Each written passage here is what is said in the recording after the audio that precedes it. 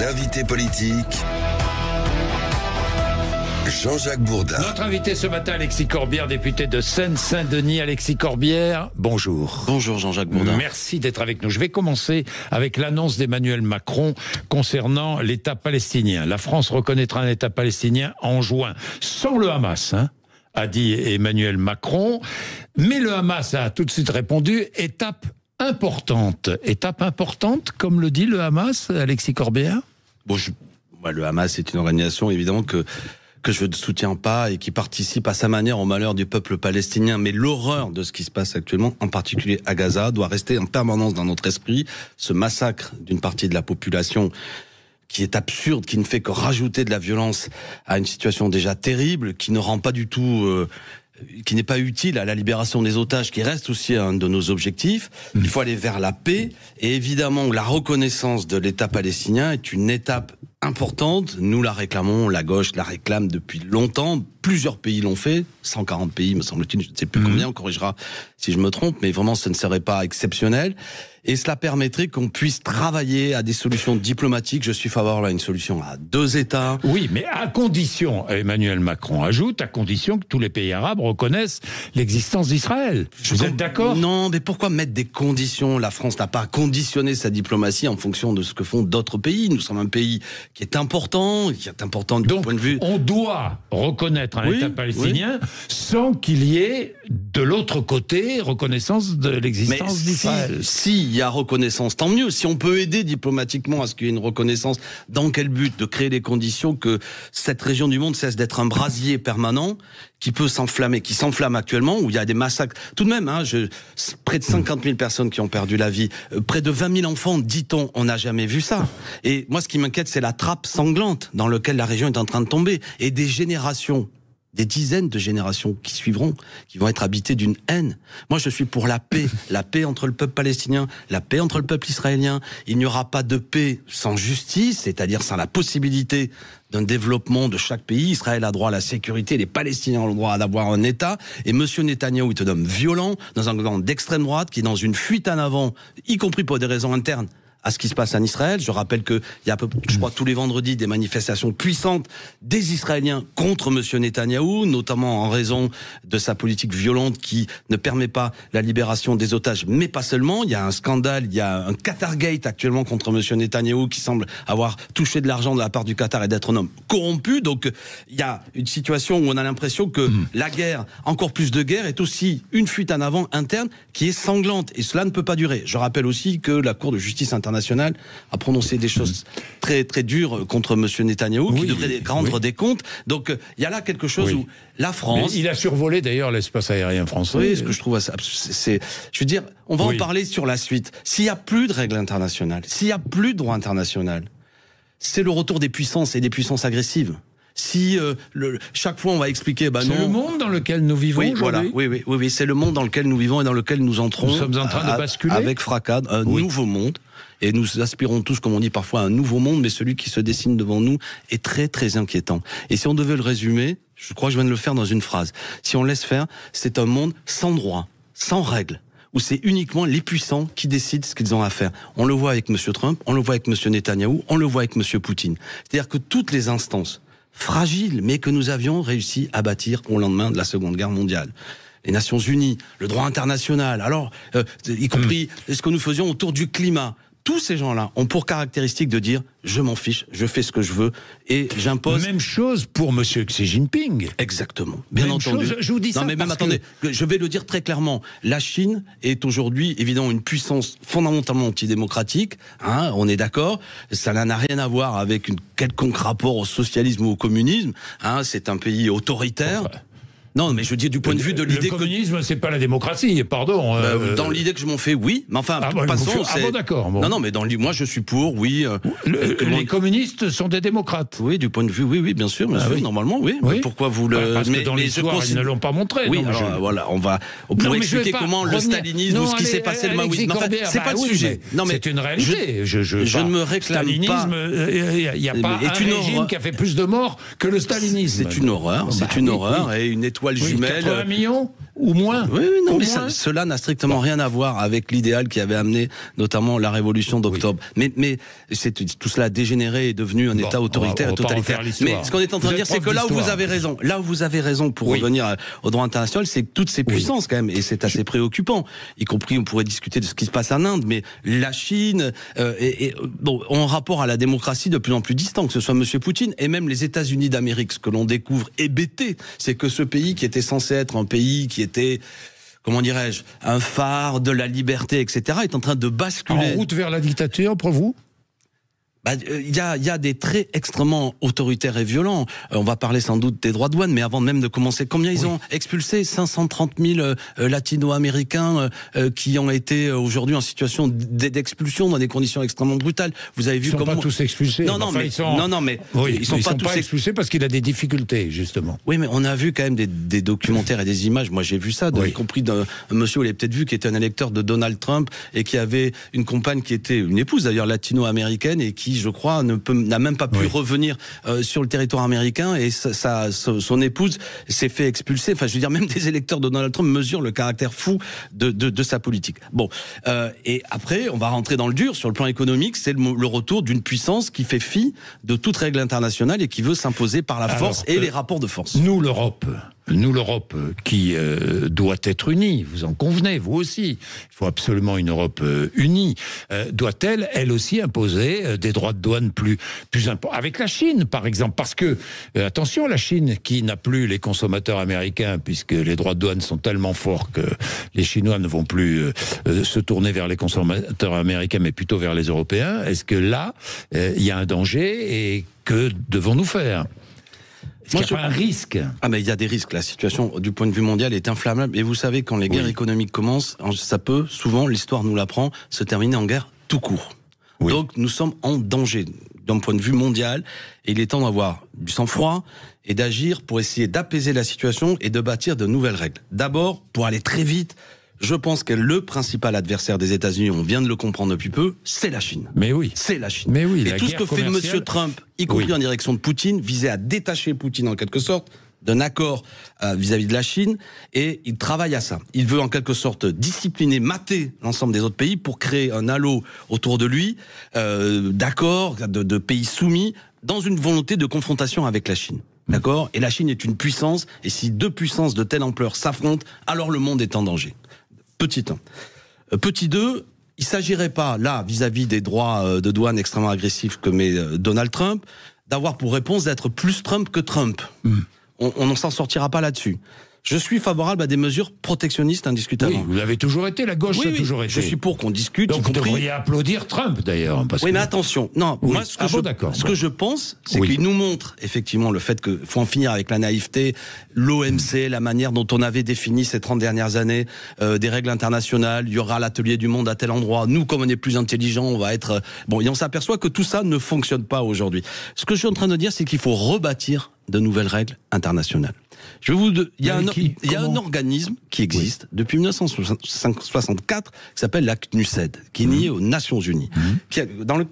164 pays en font partie. Le but, c'est de bâtir des règles d'échanges commerciaux entre les pays. Il serait temps, par exemple, c'est cette proposition que je fais, de réactiver cet organisme pour dire que d'un point de vue international, il faut rebâtir d'autres règles. Ça ne peut pas être les règles de la toute-puissance de pays qui imposent aux autres tel qu'on le voit aujourd'hui, des droits de douane de manière... Encore par ailleurs, faut-il que ces pays tout puissants acceptent oui, mais d'appliquer des règles. D'accord. Si nous n'avons pas une réponse internationale qui vise à mettre tout le monde autour de la table, à bâtir du nouveau droit, à ne pas dire attention, Monsieur Trump met en cause le droit ancien, on veut réactiver le passé, on n'aura pas de partenaire parce que le monde était déjà inégalitaire, profondément inégalitaire.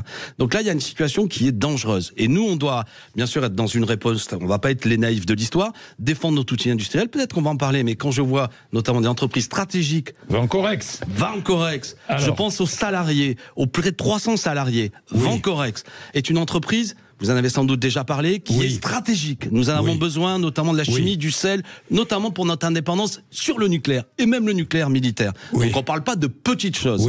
Cette entreprise, depuis la décision d'hier, est en train de basculer entre les mains d'un investisseur chinois. À qui par ailleurs appartenait-elle ? À qui appartenait Vancorex ? elle n'était pas une entreprise totalement française. Ça, c'est pas le sujet. Qui était le patron? Qui était propriétaire de Vancorex? J'ai oublié le nom du... Moi, je vais vous dire, c'était des Thaïlandais. Oui, mais... Donc, on passe de la Thaïlande à la Chine. Non, mais... Et oui. Mais qu'est-ce que ça change? Mais attendez. Qu'est-ce que ça change? Ce que je suis en train de vous dire, c'est que ça quand... change Soit on ne change rien avec le passé, on continue comme avant. Une entreprise stratégique, à l'heure où le président de la République nous dit que nous sommes rentrés dans un nouveau monde, et je suis d'accord avec lui, et vous aussi, Jean-Jacques Bourdin. Oui. Un nouveau monde dans lequel notre indépendance est une question stratégique. On vient de définir tous les deux, on est plutôt d'accord qu'on va entrer dans un monde de tension entre la Chine et les États-Unis. Oui. Avouez que c'est quand même piquant, alors que l'occasion se présente, de récupérer dans un giron national, pour assurer notre indépendance, une entreprise stratégique, et d'être les bras ballants, et de laisser une décision de justice qui fait basculer ce qui était un joyau industriel entre les mains d'un investisseur chinois qui par ailleurs va dépouiller. Est-ce que vous savez que les salariés sont divisés? Comme toute Qu'il chose. y a des salariés qui souhaitaient la solution chinoise parce que ça préservait l'emploi. On va se parler. Une partie des emplois. On va se parler clairement. Il y avait 300 salariés sur place. La solution chinoise, c'est 50 à 60 salariés qui restent. Oui. Et de plus, et je crois encore ce que déclarait le maire de la commune de Vancorex. Oui. Enfin, je veux dire, y compris différentes études qui ont été faites, c'est près de 6000 emplois dans la région qui vont être impactés par ça. Donc déjà, ça va avoir un impact social terrible, un impact stratégique évident. Et pourquoi l'État est resté inactif? Alors peut-être qu'il y avait évidemment, comme toute communauté humaine, différentes opinions, mais moi j'étais d'accord avec les deux salariés qui par ailleurs étaient liés notamment à des solutions de la Fédération industrielle de la CGT. Il y avait une solution qui existait. La décision de justice a été rendue alors que des investisseurs étaient en train de venir, et c'est terrible. Et là, ça nous montre comment il y a des paroles présidentielles qui disent attention, il faut essayer de construire une indépendance industrielle, une indépendance stratégique et une inactivité en vérité, et on laisse se désindustrialiser le pays, ce qui est la tendance depuis par ailleurs plusieurs dizaines d'années, hélas. Alexis Corbière, demain manifestation pour défendre l'état de droit à l'appel de plusieurs associations, de tous les partis politiques, enfin du PS, du Parti communiste, Europe Écologie Les Verts, LFI participeront, vous aussi. Est-ce que vous n'avez pas peur qu'il y ait trop de drapeaux palestiniens? Non, je dis ça parce que à chaque fois que la gauche manifeste, du moins au moins LFI, il n'y a que des drapeaux palestiniens. On ne voit plus que ça. Une récupération. Mais si. Non. Mais ne me dites pas non, je vois les images. Il y a eu des manifestations qui ont lieu régulièrement de solidarité avec la Palestine, et c'est une bonne chose. On a le droit, on a même d'un certain point de vue le devoir, de mon point de vue, d'un point de vue moral. Non, vous le savez bien. Non, je vous laisserai pas dire. Non, attendez. Qu'est-ce que vous évoquez? Le fait que, par exemple, on va parler clairement, dimanche dernier, il y avait alors, je voulais que je vous dise, le rassemblement de dimanche dernier, je ne veux pas être trop compliqué pour nos auditeurs, avait lieu en réaction à la décision de justice et à la manifestation organisée par le Rassemblement national et Marine Le Pen. Quel rapport avec la Palestine? Parce que le lieu où ce rassemblement a été appelé, à 14h place de la République, était le même lieu où à 15h devait avoir une manifestation classique en solidarité avec Gaza et les pro-palestiniens. Ce qui nous a amené des images classiques qu'il y avait des gens qui étaient venus pour manifester pour la Palestine qui étaient là. Alors, de grâce, vous qui êtes un journaliste précis, ne faisons pas le coup de dire regardez, en fait, il n'y a que des drapeaux palestiniens parce que c'était une manifestation pour la Palestine. Vous avez été hué, vous avez été sifflé, c'est un vous autre avez sujet. été qualifié de traître. D'accord. Mais pourquoi? Par qui et pourquoi? Alors, par qui? Par une centaine de militants de la France Insoumise. Et je m'adresse et après il y avait 1500, 2000 personnes qui m'ont... Même Sébastien Delogu qui est député il est insoumis à ma connaissance. Oui, il a filmé et même il souriait, ça le faisait marrer. C'est bien, au moins je l'ai fait rire. Qu'est-ce que vous voulez que je vous dise? Maintenant on va aller sur le fond. Oui. Et si Sébastien Delogu m'écoute, qu'est-ce que c'est qu'il a hué quand on lui a demandé manifestement de la part de permanents de la France Insoumise de me huer? C'était 100 personnes. C'est que j'ai dit que face à l'extrême droite, il fallait une candidature commune du nouveau Front populaire. Que si nous étions divisés, nous allions perdre. Qu'importe les décisions de justice, l'extrême droite reste très forte. Des sondages nous disent que si j'additionne M. Dupont-Aignan, M. Zemmour et le Rassemblement national, c'est 45% au premier tour. Et si la gauche est divisée, nous allons dans le mur. Que le problème n'est pas de savoir quelle est la plus belle tombe du cimetière électoral de la gauche, mais de savoir comment nous traçons un chemin de victoire. Je pense qu'il faut aller vers une stratégie qui nous rassemble. Vous voyez bien, il y a des appels qui sortent, certains me parlent de primaires. Comment on arrive à définir un candidat ou une candidate commune du nouveau Front populaire? Quand j'ai dit ça, 100 personnes sont mis à clamer « Non, Mélenchon, traître !» Ok, c'est un débat politique. Eh bien, je dis à ceux qui nous écoutent et qui êtes de gauche, si vous votez autre chose, ça vous concerne moins. Les amis, est-ce que vous pensez qu'à la prochaine élection présidentielle, il vaut mieux un candidat commun, on y est arrivé aux législatives, qu'il y aura un socle de 20 à 25%, qui peut être au second tour, qui peut au second tour battre l'extrême droite, ou est-ce qu'il vaut mieux aller tous diviser et se dire, moi, tu comprends, un tel, il a fait 15%, c'est super, alors que les autres, vous avez fait 5-6, mais on aura tous perdu. Voilà ce que je dis. Est-ce que je suis un traître? Je trahis quoi quand je dis ça? Je trahis quoi? Et je le dis, y compris fraternellement vis-à-vis de mes camarades de la France Insoumise, qu'ils viennent dans cette discussion. Hier, vous avez eu Boris Vallaud, des responsables du PS. J'ai un désaccord avec Boris Vallaud. C'est que lui, il veut l'union sans la France Insoumise. Oui. Eh bien, Alexis Corbière, il veut l'union avec la France Insoumise, avec tout le monde. Mais sans Mélenchon. Mais pourquoi dire sans quelqu'un? Non, mais je dis, mais parce pourquoi que je suis pour. Parce que lui. Non, oui, mais lui, il dit ce qu'il veut. Moi, ce que je dis, dis, c'est qu'on va en discuter, y compris pourquoi pas rassembler 2-3 millions de gens pour décider. Là-dedans, la France Insoumise, ils peuvent venir et présenter leurs candidats. Et on va discuter des qualités et des défauts des uns et des autres. Vous évoquez le nom de Jean-Luc Mélenchon. C'est un candidat qui est connu de la part des Français, 3 élections présidentielles, qui a beaucoup de qualités, mais qui actuellement, c'est pas sûr qu'il soit le candidat qui permet de rassembler tout le monde. Est-ce qu'on peut en discuter ? Et je suis pour en discuter avec la France Insoumise. Et je tends la main à mes camarades insoumis. Vous êtes aussi une richesse de la gauche. Vous êtes une grande force de la gauche. Mais vous n'êtes pas que la gauche. C'est plus large que ça. On doit pouvoir créer les conditions d'une réelle convergence. Sinon, on va perdre. C'est François Ruffin qui est aujourd'hui le mieux placé pour fédérer un peu tout cela. Je suis allé au meeting de François Ruffin. J'y ai pris la parole. Il a fait un meeting de plus de 1000 personnes à Montreuil. Je suis pour qu'il s'avance et qu'il continue à dérouler. Ce qui est un peu. Et que ce soit lui. Mais que ce soit lui. Je suis très ami avec Clémentine Autain aussi, qui a fait savoir que elle souhaitait mettre à disposition, si je puis dire, s'il y avait un processus de désignation d'un candidat. Et Clémentine Autain aussi a des qualités. Il y a des personnalités au sein du Parti Socialiste. Moi, j'ai une certaine sympathie pour Olivier Faure, par exemple. Je souhaite que sa ligne politique soit reconduite au sein du Parti Socialiste. Marine Tondelier est une personnalité que je trouve intéressante. Lucie Castet. Et ce que je suis en train de dire, c'est pas de la langue de bois. C'est qu'à ce stade, je ne veux pas dire c'est lui ou alors je ne fais rien ou alors, vous voyez ce que je veux dire. Je suis pour que toutes ces énergies, tous ces talents, ils ont tous des qualités, ils ont tous des petits défauts, etc. Si nous traçons un chemin de victoire, je vous assure que même des gens aujourd'hui qui ne sont pas venus voter pour nous peuvent se dire tiens, qu'est-ce que c'est qu'il faut dire? On vient d'en parler. Défense de l'industrie. Il faut le partage des richesses, augmenter les salaires, des mesures de transition écologique parce que la planète et le climat est en train d'être fichus en l'air et c'est les catégories populaires qui dégustent en premier. Il faut en finir avec la 5e République. Oui, il faut un régime plus démocratique dans lequel les citoyens ont des droits nouveaux. Est-ce qu'on peut pas définir 10-12 points qui étaient dans nos programmes précédemment, qui rassembleraient et qui nous permettraient d'aller devant les Français? Parce que sinon, l'extrême droite va gagner. J'imagine la défense de la laïcité aussi. Évidemment, la défense de la laïcité, la défense de la 1905. Comment défend-on mieux la laïcité? Comment? Non, je vous dis ça parce que on parle beaucoup de l'entrisme des frères musulmans. C'est une réalité, l'entrisme des frères musulmans. Il y a aujourd'hui du fanatisme religieux qui existe en France, notamment de la part d'islamistes. Oui, cela existe. Oui. Et que voulez-vous dire par là? Mais c'est pas le cas, vous savez comme vous et moi, parce que vous êtes un homme précis, que les plusieurs millions de gens qui sont de confession musulmane n'ont rien à voir avec ça. Non, et que le régime de la suspicion générale, qui vise à tout amalgamer, est une folie qui ne fait que le jeu d'imbéciles ou de forces politiques d'extrême droite. Ça veut dire que on est islamophobe dès qu'on parle d'entrisme des frères musulmans? Parce que certains le disent. Certains disent, dès que vous parlez de cet entrisme, vous devenez islamophobe. Non, mais quand j'entends un rapport à l'Assemblée nationale, fait notamment par Julien Audoul, député du Rassemblement national, sur l'entrisme des frères musulmans dans le mouvement sportif, sujet intéressant, mais qui ne me donne pas un chiffre, pas un nombre de clubs, rien.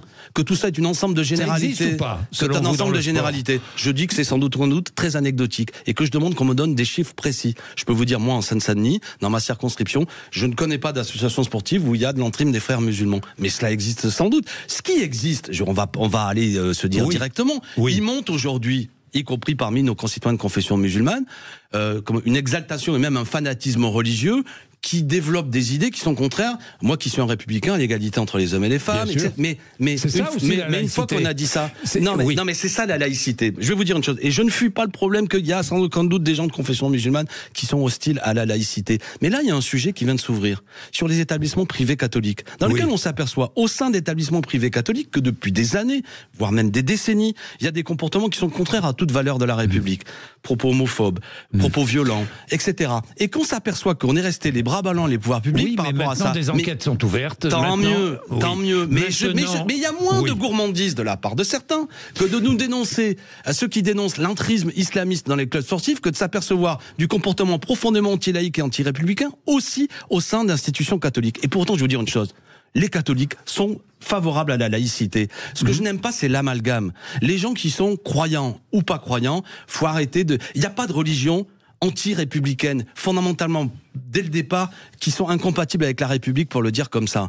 Donc, une fois qu'on a dit ça, je suis favorable au respect de la loi de 1905, c'est-à-dire pas de financement public des religions. Et les mêmes qui nous font la leçon, je vais citer un nom, les Éric Ciotti qui me parlent toutes les 5 minutes de laïcité. Quand le 15 août, ils vont sur des cérémonies religieuses, notamment dans le sud de la France, pour faire de la drague électorale vis-à-vis de nos concitoyens, notamment catholiques, ces gens-là ne respectent pas la laïcité. D'accord ? La laïcité, c'est pas à géométrie variable. Quand Robert Ménard à Béziers, ville que je connais, organise une messe dans les arènes, sur des panneaux municipaux, et que le maire est au premier rang, il ne respecte pas la laïcité. La laïcité, elle n'a de sens que si elle est pas à géométrie variable.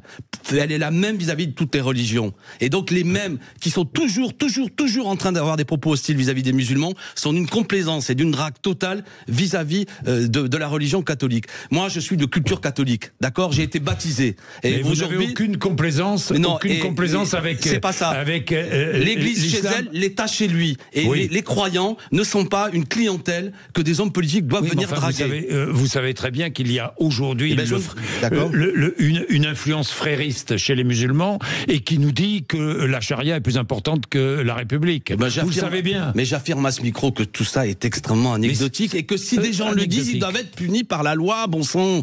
Mais je veux dire, ce n'est pas le cas. Non, mais je veux dire, de quoi on parle ? De choses, et je le dis à ce micro, évidemment que les services de renseignement, et je discute avec certains services de la police dans mon département, si cela a lieu, punissons-les, etc. Mais ne faisons pas croire que c'est le problème que nous avons à affronter. Dernier sujet, Marine Le Pen devrait-elle aujourd'hui quitter la vie politique ? Elle sera déchue de son mandat local, des conseillères départementales du Pas-de-Calais. Est-ce qu'elle devrait quitter la vie politique? Mais ça la concerne. Par contre, il y a une décision de justice qui a été rendue, qui est grave, qui dit que pendant près d'une dizaine d'années au moins, plus que ça, il y a un système qui a été mis en place de détournement d'argent public de 4,1 millions d'euros. La défense qui a été choisie de la part du Rassemblement national a été de dire ce n'est pas vrai, ce n'est qu'un désaccord administratif. Madame Le Pen est même venue le dire à TF1. À tel point d'une négation et d'une incompréhension du problème que la juge a dit mais elle va recommencer vu qu'elle ne comprend pas ce dont on lui parle. Et donc elle a prononcé une mesure d'exécution provisoire pour dire cette dame n'est pas en capacité de gérer de l'argent public. Donc c'est le fond du problème. Donc moi je défends la décision de justice qui a sa cohérence. Après, Madame Le Pen, elle peut être inéligible et continuer à faire de la politique. C'est quoi cette histoire ? On ne fait pas que de la politique pour être élu ou alors rien. Ou alors c'est absurde. Donc, je veux dire que tout le monde se rassure. Le Rassemblement national, qui est un parti que je combats mais qui est démocratiquement accepté, aura des candidats aux élections, pourra se défendre. Vous inviterez des gens. Vous pouvez même inviter Madame Le Pen à s'exprimer, même si elle n'est éligible. On ne parle pas de l'interdiction d'un courant politique. On parle d'une décision de justice qui a sa cohérence suite à un système de détournement d'argent public. Et je voudrais terminer sur une chose. Parce que j'entends dire, il n'y a pas d'enrichissement personnel. Ce n'est pas vrai. Il y a eu l'enrichissement d'un clan. Et c'est ce que nous dit la juge, qui s'est octroyé des salaires extrêmement significatifs. 9 000 euros de salaire, des mi-temps à 5 000 euros. Est-ce que les petites gens qui votent Rassemblement national acceptent qu'il y ait un système où un petit clan, ou pourtant Madame Le Pen, s'octroie de tels salaires ? Donc le système était indigne, il a été mis en lumière par la justice. On en est là. Merci Alexis Corbière, il est 8h59, vous êtes sur l'antenne de Sud Radio.